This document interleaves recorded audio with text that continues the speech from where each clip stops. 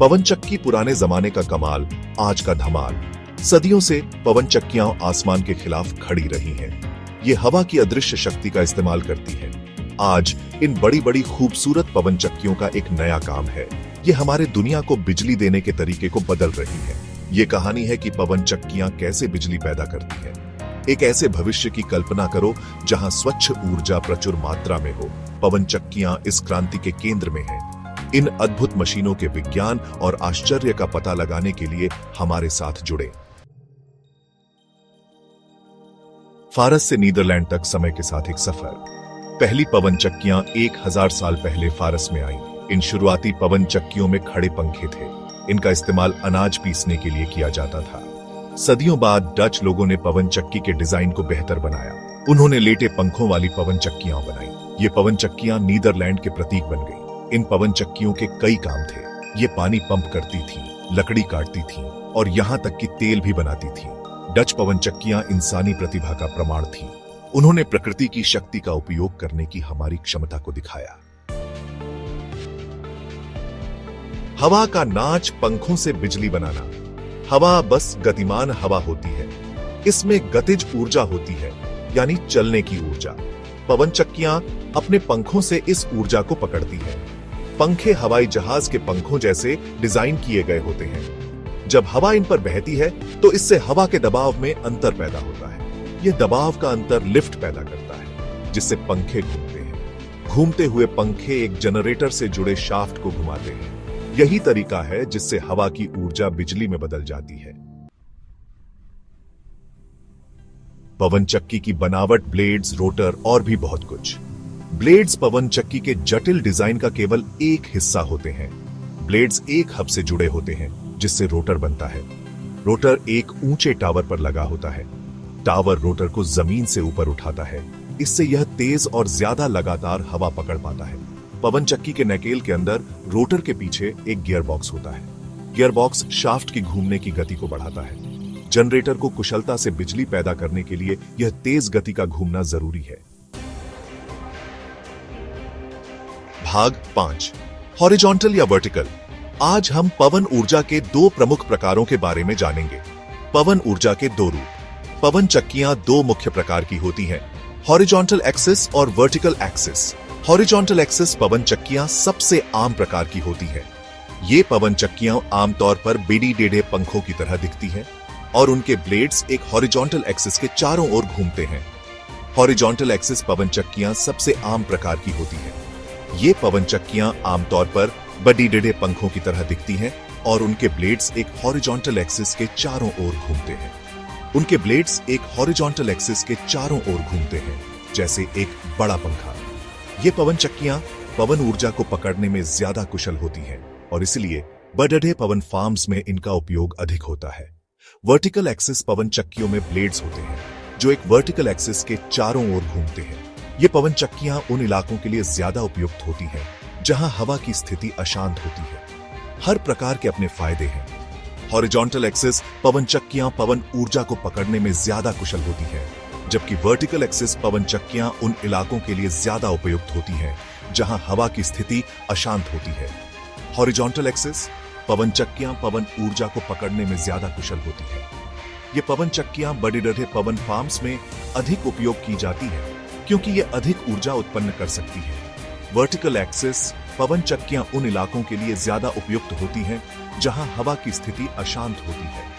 ये पवन चक्कियां छोटे स्थानों में भी स्थापित की जा सकती हैं और इनकी देखभाल भी आसान होती है। पवन चक्की के प्रकार का चुनाव विशिष्ट स्थान और ऊर्जा जरूरतों पर निर्भर करता है। सही पवन चक्की का चुनाव करने से ऊर्जा उत्पादन में वृद्धि हो सकती है और पर्यावरण पर सकारात्मक प्रभाव पड़ सकता है। पवन ऊर्जा का सही उपयोग न केवल ऊर्जा की जरूरतों को पूरा करता है, बल्कि यह पर्यावरण को भी सुरक्षित रखता है। इसलिए पवन चक्की के प्रकार का चुनाव बहुत महत्वपूर्ण है। दोनट प्रकार की पवन चक्कियां अपने अपने स्थान पर महत्वपूर्ण हैं और इनका सही उपयोग हमें एक स्वच्छ और हरित भविष्य की ओर ले जा सकता है। भाग 6, पवन फार्म और आगे। हमारी दुनिया को ऊर्जा देना। आज पवन चक्कियां अब परिदृश्य में बिखरी हुई एकाकी संरचनाएं नहीं हैं। पहले जब पवन ऊर्जा का उपयोग शुरू हुआ था, तब ये पवन चक्कियां अक्सर अकेली खड़ी होती थीं, लेकिन अब समय बदल गया है। इन्हें अक्सर पवन फार्म में एक साथ समूहबद्ध किया जाता है, जो हवा की शक्ति का उपयोग करने वाले टरबाइनों की विशाल श्रृंखलाएं होती हैं। ये पवन फार्म न केवल अधिक बिजली उत्पन्न करते हैं, बल्कि वे अधिक कुशल भी होते हैं। ये पवन फार्म भारी मात्रा में बिजली पैदा कर सकते हैं। एक बड़े पवन फार्म में सैकड़ों टरबाइन हो सकते हैं, जो मिलकर हजारों घरों और व्यवसायों को बिजली प्रदान करते हैं। लेकिन पवन ऊर्जा बड़े पैमाने के प्रतिष्ठानों तक ही सीमित नहीं है। ये छोटे पैमाने पर भी उतनी ही प्रभावी हो सकती है। छोटे पैमाने की पवन चक्कियां भी तेजी से लोकप्रिय हो रही हैं।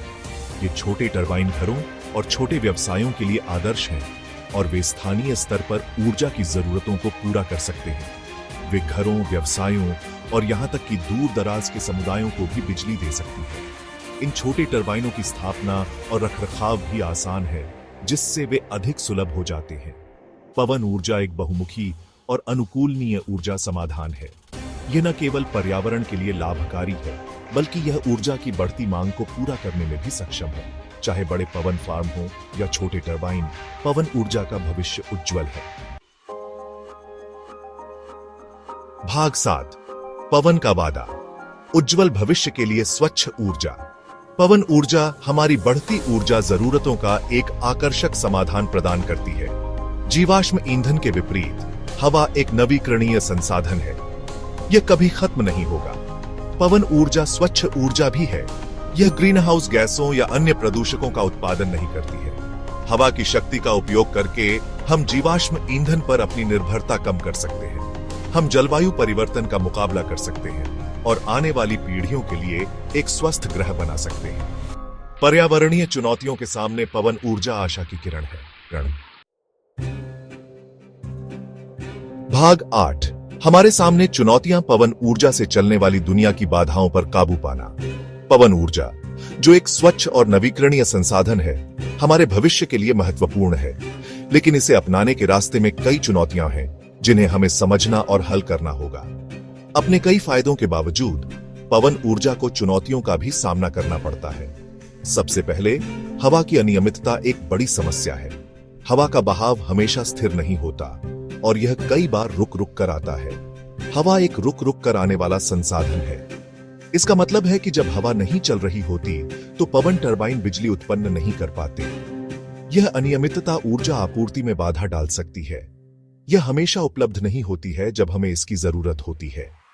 इसीलिए हमें ऊर्जा भंडारण समाधानों की आवश्यकता होती है जो इस अनियमितता को संतुलित कर सके। ऊर्जा भंडारण तकनीकें जैसे बैटरियां इस समस्या का समाधान प्रदान कर सकती हैं। इस अनियमितता के लिए ऊर्जा भंडारण समाधानों के विकास की आवश्यकता होती है। इसके अलावा पवन फार्म बनाने की शुरुआती लागत भी ज्यादा हो सकती है। पवन टरबाइन और अन्य उपकरणों की स्थापना में भारी निवेश की आवश्यकता होती है। पवन फार्म बनाने की शुरुआती लागत भी ज्यादा हो सकती है, लेकिन एक बार जब ये फार्म स्थापित हो जाते हैं तो उनकी परिचालन लागत अपेक्षाकृत कम होती है। पवन ऊर्जा उत्पादन के लिए किसी ईंधन की आवश्यकता नहीं होती, जिससे यह दीर्घकालिक रूप से सस्ता हो जाता है। हालांकि एक बार चालू होने के बाद पवन फार्मों की परिचालन लागत कम होती है। इसके अलावा तकनीकी प्रगति और सरकारी प्रोत्साहन पवन ऊर्जा को अधिक किफायती बनाने में मदद कर रहे हैं। नई तकनीकों के विकास से पवन टरबाइन अधिक प्रभावी और सस्ते हो रहे हैं।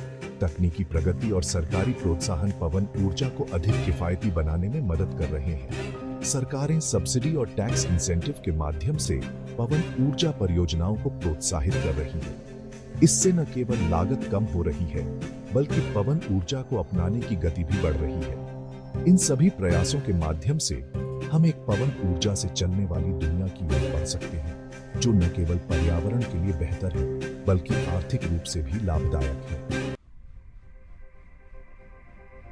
भाग 9, क्रांति में शामिल हो, पवन ऊर्जा के भविष्य का हिस्सा बने। ऊर्जा का भविष्य हवा में बह रहा है। पवन चक्कियां, जो कभी बीते युग के प्रतीक थीं, अब नवीकरणीय ऊर्जा क्रांति में सबसे आगे हैं।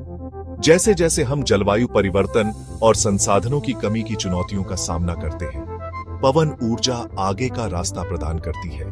पवन ऊर्जा के बारे में और जानें, उन नीतियों का समर्थन करें जो इसके विकास को बढ़ावा देती है। हम सब मिलकर सभी के लिए एक स्वच्छ, अधिक टिकाऊ भविष्य बनाने के लिए हवा की शक्ति का उपयोग कर सकते हैं।